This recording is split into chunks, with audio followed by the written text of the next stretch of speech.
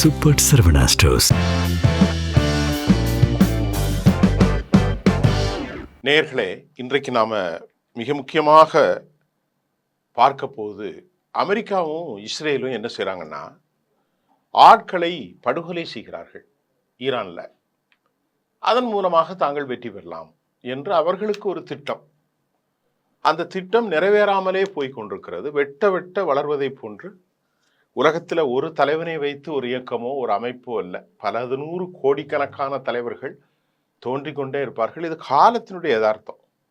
அதை கூட புரியாம பகைகளை வளர்ப்பதற்கு மாபெரும் தலைவர்களை ஒரு தேசத்திலும் கொல்றாங்க. இது அமெரிக்காவும் இஸ்ரேலும் சேர்ந்து செய்கிற ஒரு படுபாதக செயல். அண்மையில மிகப்பெரிய மத தலைவராகிய அவர் அரசியல் தலைவர் அல்ல, ஒரு ஆன்மீக தலைவர், ஷியா மக்களுடைய தலைவர் இமாம் கொமெனி அவர்களை படுகொலை செய்ததன் விளைவாக நீண்டகால ஒரு எனிமிட்டி, அனிமாசிட்டி, விரோதத்தை அமெரிக்காவும் இஸ்ரேலும் வளர்த்தது. இதன் விளைவாக அவர்கள் இன்றும் மரணத்தை சந்தித்துக் கொண்டிருக்கிறார்கள் கொத்து குண்டுகளின் வாயிலாக. அதை பேசுவதற்கு முன்பு இமாம் அலி கமேனியுடைய மகன் முஜிதபா கமேனி அவருடைய பேச்சை நான் உங்களுக்கு தருகிறேன். இதோ அவர் இவ்வாறு பேசுகிறார். இன்று நான் பதவிக்காக உங்க முன் நிற்கல, அநீதிக்கு எதிராக நம்ம அனைவரும் ஒன்றிணைந்து செயல்பட வேண்டும் என்று நான் ஈரான் மக்களை அன்போடு கேட்டுக்கொள்கிறேன். இந்த பதவி முஜிதபா கமேனியான எனக்கு அலங்காரத்தின் பதவி அல்ல, அதிகாரத்திற்காக வழங்கப்பட்ட பதவியும் அல்ல. இந்த பதவி எனக்கு வாரிசு அடிப்படையில் வந்த பதவியும் அல்ல. நமது தலைவர் இமாம் அலி கமேனி கொல்லப்பட்ட நிலையில தந்தை இழந்த மகனாக நான் உங்கள் முன் இருக்கிறேன். எனக்கான பொறுப்பு ஈரானுடைய இறையாண்மையை நிலைநிறுத்த வேண்டும். அந்த பொறுப்பில் நாம் அனைவரும் இணைந்துதான் பயணிக்க வேண்டும்.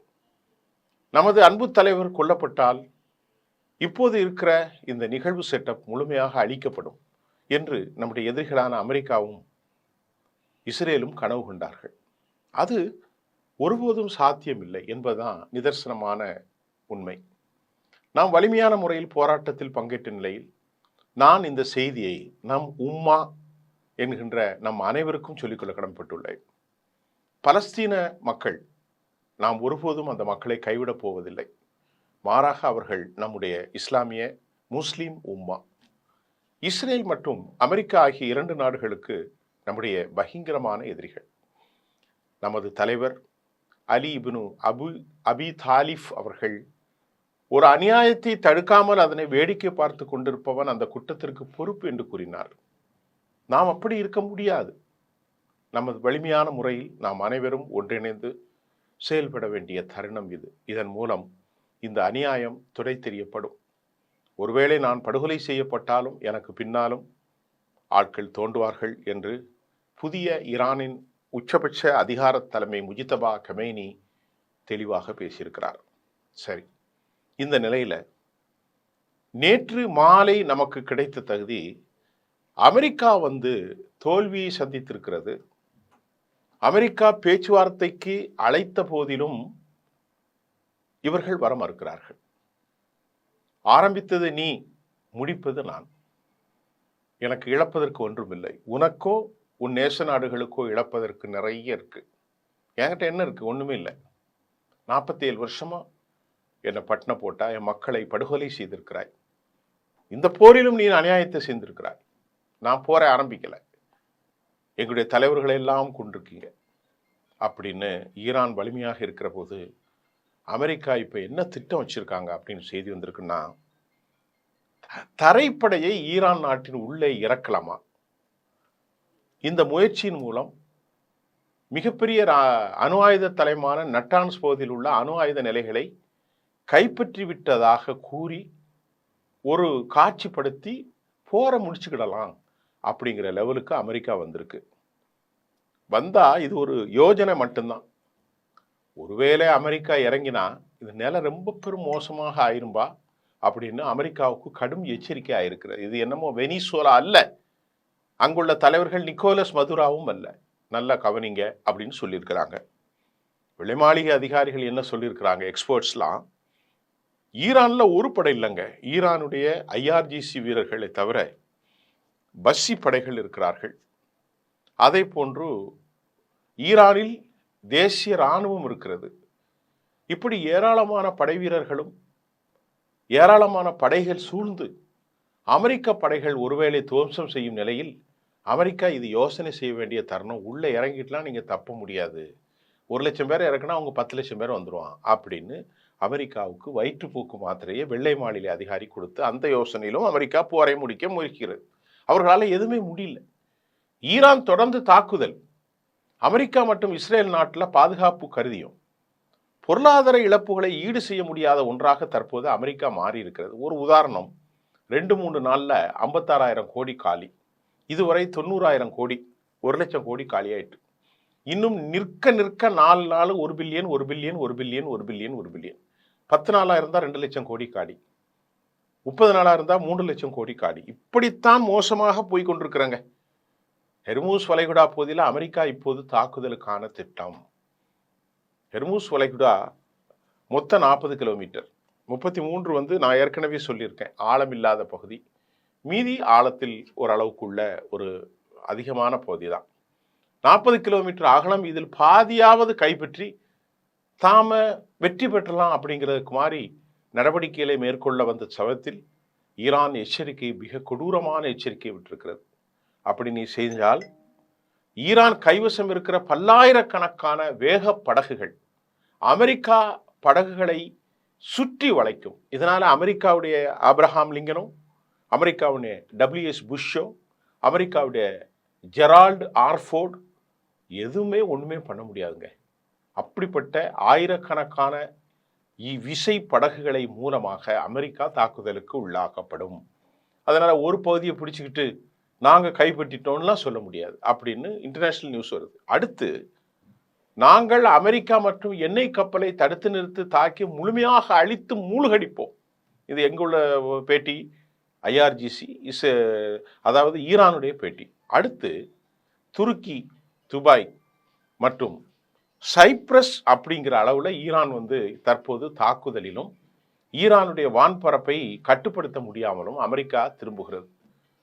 துருக்கி கடும் எச்சரிக்கை கொடுத்திருக்கிறாங்க. துருக்கி எல்லாம் எதுக்கு தாக்குறாங்கன்னு தெரியவில்லை. காரணங்கள் இருக்கலாம். சைப்ரஸை தாக்கியிருப்பது, இஸ்ரேலுடைய அனைவரும் சைப்ரஸில் தான் போய் தஞ்சம் அடைஞ்சிட்டாங்க. இஸ்ரேலில் யாருமே இல்லை, தலைவர்கள் எல்லாருமே ஓடிட்டாங்க, யாருக்கும் பாதுகாப்பு இல்லை. காரணம், மிகப்பெரிய அளவிலான தேசத்தினுடைய வான்பரப்பை கட்டுப்படுத்த முடியாமல் அமெரிக்கா திணறுது. அது என்ன, வான்பரப்பை எப்படி கட்டுப்படுத்த இயலும் அப்படின்னு நாம பார்த்தா, விமானங்கள் மற்றும் ஏவுகணைகள் தளங்களை குண்டு வீசி அழிப்பது முதல்ல. அது சாத்தியமில்லை ஈரான்ல. ஏன்னா 500 அழித்தால் இன்னொரு 1000 உருவாகும். ஏனென்று சொன்னா, மலைகள், காடுகள், மலைகளால் சூழப்பட்ட தேசத்தில் எந்த மலைகளுக்குள், எந்த காடுகளுக்குள், எந்த புள்ளியில் என்ன தளம் உள்ளது என்பதை எவராலும் கணிக்க முடியாத ஒரு பெரும் தேசத்தில் வான்பரப்பை அமெரிக்காவால் கட்டுப்படுத்த முடியாது. இரண்டாவது, கமால் ரைசி என்ன சொல்றாரு, அமெரிக்கா எங்களுக்கு துரோகம் செய்து அவர்களிடத்துல பேச்சுவார்த்தைக்கு பயனே இல்லை, பேச்சுவார்த்தை என்ன செய்வது அப்படின்ட்டு முன்னணி பேச்சாளர் கமால் ரைசி ஈரானிலே சொல்கிறார். நாங்க சுயாதீனமாக அறிவுசார் தளத்திலே சிந்தனைகள் மூலம் உருவாக்கப்பட்ட ஆயுதங்களை கொண்டுதான் அமெரிக்கா மற்றும் இஸ்ரேலை தாக்குகிறோம். நாங்க யார்கிட்டையும் உதவி கோரவில்லை. இனி அமெரிக்காவிடம் பேசுவதற்கு எங்கள்கிட்ட எந்த விதமான தேவையும் இல்லை. அமெரிக்காவை நாங்கள் நம்ப போவதும் இல்லை என கமால் ரைசி, முன்னணி செய்தி தொடர்பாளர், தனது கருத்தை வச்சிருக்கார். இன்டர்நேஷனல் மீடியாக்கள்ல ஒரு செய்தி என்னன்னா, இந்த ஹெர்மூஸை மூலம் உலகமே இன்றைக்கு ஸ்தம்பித்து போயிட்டு. ஏன்னா ஒரு நாளைக்கு 2.5 கோடி பேரல், 2.25 கோடி பேரல் உலகினுடைய சப்ளைல ஒரு 25% இங்க தான் வருது. அதுல இப்ப என்னன்னா, தேர தெலுங்குல இழுத்து விட்ட கதையா அமெரிக்கா செஞ்ச இந்த அநியாயம், அமெரிக்காவுக்கு நட்பு நாடுகளாக இருந்த குவைத்து, துபை, கத்தர், சவுதி அரேபியா, பஹ்ரைன், ஓமன் எல்லாமே பாதிக்கப்பட்டாங்க. அவங்க அமெரிக்காவை நம்பி ஏராளமான ஆயுதங்களை, பணத்தை கொடுத்து F-15 என்னெல்லாம டிஃபென்ஸ் சிஸ்டத்தெல்லாம் கொண்டு வச்சு ஒண்ணுமே பிரயோசனம் இல்லை. அடின்னு அடிச்சு நாசம் செய்து விட்டார்கள் ஈரான். இப்ப அவர்களுக்கான வருமானமும் போயிட்டு, ஒரு பெரிய ஹப்பு துபை, அது நீ யார் வரப்போறா, ரியல் எஸ்டேட்லாம் வாங்குவாங்களா, இப்படி ஒரு சிக்கலில் கொண்டு விட்டாங்க. திருப்பி அடிக்கவும் முடியாது, ஏன்னா ஈரான் வல்லமை கொண்ட நாடு. ஈரான் என்ன சொல்லுதுன்னா, நான் உங்களை பாவம் பார்த்தாம்பா விட்டுருக்கேன், இல்லைன்னா யுஏஇ இல்லாமல் ஆக்கி விடுங்கிறான். இப்படிப்பட்ட சூழ்நிலையில் அமெரிக்காவால் ஒன்றும் செய்ய முடியல. இப்போ ஹெர்மூஸை அமெரிக்கா படம் காட்டி கொண்டே இருக்கிறான். ஹெர்மூஸை கைப்பற்றுவோம், உள்ளே இறங்கிடுவோம், ஒன்றும் நடக்காதுங்கிறாங்க வெளிநாட்டுக்கு அயலகத்தினுடைய செய்தி தொடர்பாளர்கள். இப்போ இந்த கன்னி வெடிகள் என்ன, ஹெர்மூஸில் இப்போ நடந்தால் என்ன நடக்க போகுது அப்படிங்கிற ஒரு செய்தி நான் உங்களுக்கு இன்டர்நேஷ்னல் மீடியாக்களில் வந்த செய்தியை தர்றேன். அதாவதுங்க, அந்த ஹெர்மூஸுங்கிறது நான் சொன்னேன் கடல் பிராந்தியம், அது ஈரானுடைய கைவசம் உள்ளது. அதெல்லாம் கைது செய்ய முடியாது, அதில் உள்ள கப்பல்கள்லாம் போகாது. ஏன்னு சொன்னால் 10 லட்சத்திற்கு மேற்பட்ட, அதாவது நியர் அபவுட் 1 மில்லியன் கன்னி வெடிகளை ஹெர்மூஸ் வளைகுடா பகுதியில் ஈரான் பதுக்கி வைத்த நிலையில் அமெரிக்கா இதிலிருந்து தப்பி பிழைக்குமா? Point number 1. ஏன் மட்டும் இல்லாமல் இந்த 10 லட்சம் கன்னி வெடிகள், மிதவைகள், அவற்றினுடைய ரெடார்களுக்கு பதிவு செய்ய முடியாத ஆழமான அணு ஆயுத கப்பல்கள், இப்படி நிறைய போட் வச்சிருக்கிறாங்க. அதில் இருந்து எந்த ஒரு கப்பலும் தப்ப முடியாது. அதில் தப்புனா ஆப்ரஹாம் லிங்கன் வந்தாலும் சுற்றி வளைந்துடும். இதை எப்படி சொல்கிறார்கள் என்று சொன்னால், வலிமையான ஒருவன் கையில் ஆயுதத்தை கொடுத்து சுடச் சொன்னால் லட்சக்கணக்கான வெட்டுக்கிளிகள் வந்து விட்டால் அவனால் எப்படி தப்பிக்க முடியும்? அவன் கையில் இருப்பது அணு ஆயுதம்தான். ஆனால் அவனை சுற்றி 1 கோடி, 10 லட்சம், 5 லட்சம், 30 லட்சம் வெட்டுக்கிளிகள் வந்தால் அவன் அந்த ஆயுதத்தை இயக்க முடியாது. அப்படிப்பட்ட ஒரு சூழ்நிலையில் அமெரிக்கா இன்னைக்கு சிக்கப்பட்டு கொண்டது. எல்லாம் தப்பி பிழைக்கிறார்கள். இதுக்கிடையில இஸ்ரேலில் ஒரே நாளில் பல நூற்றுக்கணக்கான பொதுமக்கள் தொடர்ந்து மரணம். ஒரு ஏவுகணையில் மட்டும் 65 பேர் கொல்லப்பட்டார்கள். அது சமூக வலைத்தளங்களில் இப்போ பதிய விட்டதுனால 5 ஆண்டு சிறை வெளியே சொல்லக்கூடாதுன்னு மிரட்டுகிறார்கள். இதுக்கெல்லாம் ஆஸ்திரேலியாவில் இருக்கக்கூடிய ஒரு ஜேர்னலிஸ்ட், காசாவில் இருந்த மாதிரி ஒரு உணவு ஏற்படுது அப்படின்ட்டு அவரும் வீடியோ வெளியிட்டிருக்காரு. இன்னும் 3 மாதங்கள் வரை நாங்கள் சர்வதேசத்தை முடக்க போகிறோம், ஹெர்மூஸை திறப்பு சாத்தியக்கூறே இல்லை அப்படின்னு அறிவிச்சிட்டாங்க. 2 நாடுகள் மட்டும் போகலாம், ஈரான் போகலாம், சீனா போகலாம், ரஷ்யா போகலாம். இதுக்கிடையில ரஷ்யா இதே போல் தான் கூறி வருகிறார்கள். இது நிலையில அமெரிக்க படைகள் இறக்க முடியாது. ஏன்னா நான் சொன்ன மாதிரி $9 பில்லியன் மதிப்புடைய ஆயுதங்களை இழக்கிறாங்க. அவங்கள்ட்ட ஆயுதங்களும் இல்லை. அடுத்த கட்ட போருக்கு சிக்கலான ஒரு பரிணாமத்தை அமெரிக்கா அடைந்துள்ளது. அமெரிக்கா பல்வேறு வழிகளில் எல்லார்ட்டையும் போய் கதவை தட்டி புட்டின் வரைக்கும் சமாதானம் தேடி முயலும் நிலையில் ஈரான் கதவுகளை மூடிவிட்டது. 1980 ஒரு விஷயத்தை சொல்கிறேன் உங்களுக்கு. ஈரானும் ஈராக்கு போரின் போது ஒரு நீண்ட கால போர் இருந்துச்சு. அந்த போரில் ஈரான் தெளிவாக கோடிட்டு காட்டுது. ஏன்னு சொன்னால், மத்திய கிழக்கு நாடுகளில் அமெரிக்கா தளங்கள் இருக்கக்கூடாது, நினைத்த மாத்திரத்திலே தாக்குதல் நடத்தக்கூடாது என்று ஈரான் இப்போ தெளிவாக கூறிட்டு, 1980 நான் ஒரு விஷயத்தை சொன்னோம் இல்லையா, அன்றைக்கு ஈரானிடத்தில் கையில் ஆயுதங்கள் சொந்தமாக இல்லை. அப்போது IRGC உருவாக்கி சொந்தமாக நாங்கள் ஆயுதத்தை உருவாக்க வேண்டும் என்று 2011 முஜித்தபா அல்ல, அவருடைய பேர் எனக்கு மறைந்த, அவர் தான் ஃபாதர் ஆஃப் ஈரானுடைய ஏவுகணை தந்தை. அவரை கொல்லப்பட்டு விட்டார். அதுக்கு பிறகுதான் அவர்களுடைய ஆய்வில் இந்த 47 வருஷமா இவ்வளவு பெரிய ஆயுத கிடங்குகள், ஏவுகணைகள் எல்லாமே கண்டுபிடிச்சாங்க. ஈரான் சொல்கிறது நாங்கள் சுயாதீனமாக கண்டுபிடித்தோம், 79 நாங்கள் இவ்வளவு பாடுபட்டோம். இப்ப ஈரானுடைய கண்டிஷன், இந்த தாக்குதலின் நோக்கம் என்னென்னா, மத்திய கிழக்கு நாடுகளில் அமெரிக்க தளங்களே இருக்கக்கூடாது. நினைச்ச மாத்திரத்தில் தாக்குதல் நடத்துறது, ஆட்களை மிரட்டுறது, உன்னுடைய ப்ராக்சியா யூதர்களை கொண்டு வைத்து அடிப்பது, இதெல்லாம் இருக்கக்கூடாது. எல்லா நாட்டிலேருந்து தளத்தை காலி பண்ணு, எங்கள் நாட்டுக்கு மேலே போட்டிருக்கக்கூடிய பொருளாதார தடையை நீக்கு, மற்ற விஷயத்தை பேசிக்கலாம். இப்போ அமெரிக்கா இஸ்ரேல் இடத்தில் சிக்குண்டு போய் உள்ளது. அமெரிக்கா மற்றும் ஐரோப்பிய ஒன்றியம், பிரான்ஸ் ஆகிய நாடுகளிலிருந்து அனுப்பப்பட்ட கப்பல்களெல்லாம் நிலை தடுமாற வைக்கும் அளவுக்கு கொண்டிருக்கிறது. ஆனால் பிரான்ஸ் ஒரு கப்பலை அனுப்பியிருக்கு. ஏற்கனவே 11 கப்பல்கள், பிராஸ் கப்பல்கள் கடலுக்கு அடியில் கன்னி வெடிகள், மிதவைகள் மூலம் நிறுத்தப்பட்டிருப்பது. இப்பொழுது அவர்கள் பெரும் சிக்கலில் இருக்கிறார்கள். எந்த கப்பல் வந்தாலும் நடக்காது. ஈரான் ஒரு கடலடி மில்லியன் கன்னி வெடி குண்டுகள், அதை அழிப்பது சாத்தியமில்லை. அப்படி வந்தாலும் இவர்களுக்கு யார் இன்சூரன்ஸ் கொடுப்பது? எந்த கம்பெனியும் இன்சூரன்ஸ் கொடுக்க முடியாது. அமெரிக்காவினுடைய மீடியேட்டர் ஸ்டீவ் விட்காப் இஸ்ரேல் பயணம் பற்றி ஈரான் கையில் தான் உள்ளது அப்படின்ட்டு அவரு சொல்றாரு. இந்த போரை நிறுத்துறது விஷயத்துல. ஸ்டீவ் விட்காஃபுடைய பேட்டி என்னன்னா, பந்து ஈரான் கையில் தான் இருக்கிறது அப்படின்ட்டு அமெரிக்கா சொல்லுது. அமெரிக்காவுடைய புட்டின் இடத்துல பேச்சுவார்த்தை நடத்தினார்கள். ஆனாலும் ஈரான் மறுத்து விட்டது. நிரந்தர தீர்வு காண வேண்டும் அப்படின்னு சொன்னாங்க. ஒரே ஒரு பாம் தான் நாங்க போட்டா இஸ்ரேல் காலி செய்யப்படும், அந்த அளவுக்கு எங்கள்கிட்ட வலிமை இருக்கிறது என்பதை ஈரான் சொல்லியதன் மூலமாக அணு ஆயுதங்கள் அவர்களிடத்திலே இருக்கலாம். இஸ்ரேல் மற்றும் அமெரிக்கா ஆகிய நாடுகளில் ஈரானுடைய ஏவுகணை திறன்கள் குறித்து முழுமையாக அறிந்து வைத்துள்ள நிலையில் ஒன்றும் செய்ய முடியாத நிலை தற்போது ஏற்பட்டுள்ளது. யூரோப்பியன் சொல்லுது இதுல ராஜா புட்டின் தான். யூரோப்பியம் அதிர்ச்சி தகவல், புட்டினுடைய எல்லா செயல்பாடும் வெற்றி பெறுகிறது அப்படின்னு சொல்றாங்க. இதற்கிடையிலே திங்கட்கிழமை ஈரானுடைய ஜனாதிபதி மசூஸ் பெசஸ்கியானுடன் செவ்வாய்க்கிழமை நேற்று முன்தினம் பேச்சுவார்த்தை நடத்தினார். யாரு? புட்டின். ஆனால் உளவு தகவல்களை ரஷ்யா வழங்கி வருவது உண்மை என்னும், அமெரிக்கா உளவு தகவல்களை வழங்க வேண்டாம் என்றும் ரஷ்யாவிடத்திலே கெஞ்சி கேட்டுக்கொள்கிறார்கள். இந்தியாவுக்கு வந்த இதற்கிடையிலே தாய்லாந்து நிறுவனமான பிரீசியஸ் ஷிப்பிங் பிஎல்சிக்கு சொந்தமான மயூரி நரி என்ற சரக்கு கப்பல் ஐக்கிய அரபு எமிரேட்ஸில் உள்ள கலீஃபா துறைமுகத்திலிருந்து புறப்பட்டு இந்தியாவில் உள்ள கண்டலா துறைமுகத்திற்கு வந்திருந்த போது ஹெர்மூஸ் ஜலசந்தியை கடக்கும் நேரத்தில் அந்த கப்பல் மீது தாக்குதல் நடந்து இந்த கப்பலில் இருந்த 20 மாலுமிகள் மீட்கப்பட்டுள்ளார்கள். 3 பேருடைய நிலையை தெரியல. இதுக்கப்புறம் ஒரு செய்தி சொல்ல போறேன்.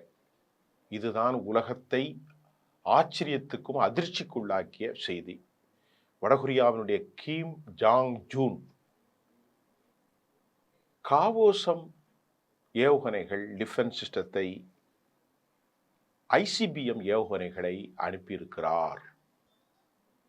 இது 2000 கிலோ வெடிமருந்து கொர்ரம் ஷோரின் மூலமாக 4 பாலிஸ்டிக்ஸ் ஏவுகணைகளை வீச மிக அதிபயங்கரமான சேதாரத்தை அங்கு உருவாக்கி இருக்கின்றது. வால் ஸ்ட்ரீட் ஜேர்னல் என்ன சொல்லுது அப்படின்ட்டு நாம பார்க்கிறோம்.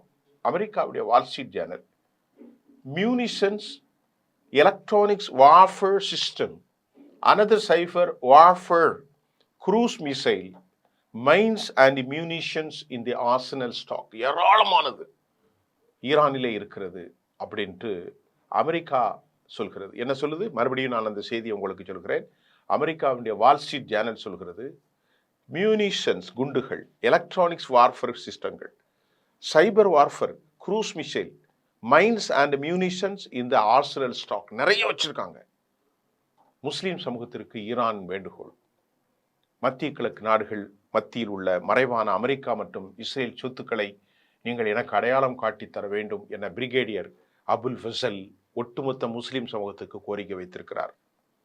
நாங்கள் மக்களுக்கு எந்த சேதாரமும் செய்யாமல் நீங்கள் காட்டி கொடுத்தால் அமெரிக்க கம்பெனிகள், அமெரிக்க இன்வெஸ்ட்மெண்ட், அமெரிக்க பொருட்களை துல்லியமாக தாக்கி ஈரான் வேண்டுகோளை விடுத்திருப்பதாக அளிக்கப் போகிறோம் என்று ஒட்டுமொத்தமாக அவர்கள் வேண்டுகோள் விடுத்திருக்கிறார்கள்.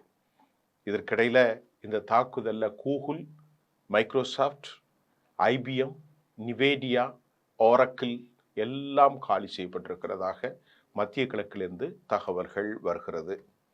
இதற்கிடையில வடகொரியாவுடைய இது ஒரு முக்கியமான செய்தி. எல்லாம் பியாங்யாங் நகரில் இருந்து ஒரு மர்மமான ரயில் சீனாவை நோக்கி வந்து கொண்டிருக்கிறது. இதை அமெரிக்காவுடைய உளவு சேட்டலைட் கண்காணிக்கிறது. பதட்டம். இதுல தான் காவசோம் ஏர் டிஃபென்ஸ் சிஸ்டம் ஏவுகணைகள் இருப்பதாக சொல்லப்படுகிறது. அமெரிக்கா உளவு செயற்கைக்கோள் இதனை தொடர்ந்து கண்காணித்து வருகிறது. சீனாவுடைய ரோடன் இன்சியட் பாதையில் தான் இந்த ரயில் பயணித்து கொண்டிருக்கிற வேளையில் அமெரிக்கா ஒருவேளை தாக்குதல் நடத்த முயன்றால் விளைவுகள் படுமோசமாக இருக்கும். இதை தடுக்க நிறுத்த முயன்றால் அது நேரடியாக சீனாவுடன், வடகொரியா ஆகிய நாடுகளுடன் மோதலாக அமெரிக்காவுக்கு ஆகிவிடும். அது ஈரானுக்குள் பல்வேறு ஆயுதங்கள், ஏவுகணைகள், அந்த ட்ரெயின்ல என்ன போகுதுன்னு சொல்லியிருக்கிறாங்க. வடகொரியாவில் கிம் ஜிங் ஜியாங் அனுப்பி அந்த ட்ரெயின்ல கப்பல்ல போனா தடுத்துருவாங்கன்னு ட்ரெயின்ல அனுப்பியிருக்கிறாங்க.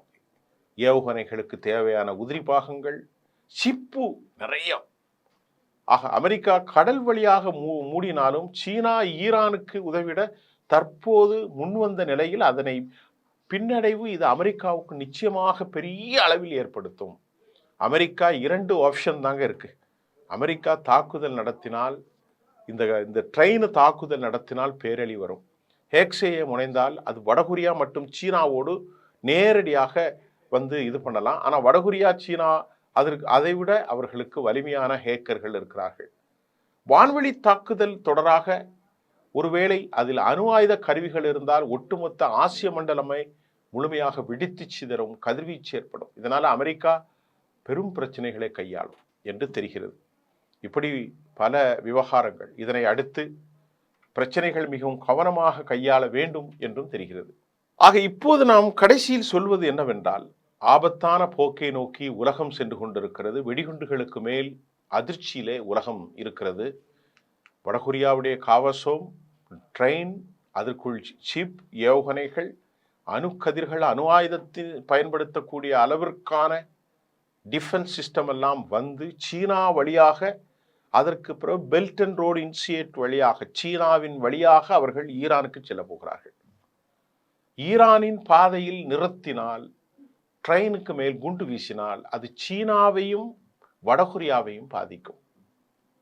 அப்படி குண்டு வீசினால் உள்ளுக்குள் பேரதிர்வான ஆயுதங்கள் இருந்தால் அது வெடித்து சிதறும். இது உலகத்தில் பெரும் சிக்கலை ஏற்படுத்தும். பெஞ்சமின் நேதன்யாகும் டொனால்ட் ட்ரம்பும் ஒரு பைத்தியக்காரர்கள். இந்த பைத்தியக்காரர்கள் உலகத்தை ஆட்டி படைத்து கோமாளித்தனமான ஆட்சி செய்து உலக மனித சமூகத்திற்கு கேடுகளை செய்து விட்டார்கள். இன்றைக்கு ஈரானையும் வெற்றி கொள்ள முடியவில்லை. உளவு அமைப்பு சொல்கிற ரஷ்யாவிடத்திலே கொஞ்சுகிறார்கள். மிகப்பெரிய அணு ஆயுதங்களை வைத்திருக்கிற வடகொரியா, சீனா, இந்த கூட்டணி வலுவாக இருக்கிறது. அமெரிக்கா எப்படியாவது இதிலிருந்து தப்பிவிட வேண்டும் என முயற்சிக்கிறார்கள். ஆனால் அமெரிக்காவை நாங்கள் தப்பிவிட அனுமதிக்கப் போவதில்லை என்பதுதான் ஈரானுடைய வலுவான விவகாரம். இதன் மூலமாக இனி இஸ்ரேல் இந்த பிராந்தியத்தில் வாலாட்ட முடியாது. இதுதான் உண்மை. அப்படி வாலாட்டினால் 2 பேரும் அழிவார்கள். அதற்கு ஈரான் தயாராக இருக்கிறது, இஸ்ரேல் தயாராக இருக்காது. இஸ்ரேல் மக்களும் தயாராக மாட்டார்கள். யூரோப் ஒன்றியமும் தயாராக, ஈரான் மட்டுமே தயாராக இருக்கிறார்கள். அவர்கள் மரணத்திற்காக அவர்கள் கலங்கிய மாதிரி தெரியவில்லை. இழப்பதற்கு ஒன்றுமில்லை. இதுதான் ஈரானுடைய வாசகம். ஆகவேதான் கமால் ரைசி சொல்கிறார், அமெரிக்காவோடு பேசுறதுக்கு ஒன்றுமில்லை என்று சொல்லியிருக்கிறார். ஆகவே நிலைமையை அடுத்தடுத்து புதிய செய்திகளோடு நான் உங்களை சந்திக்கின்றேன். நன்றி.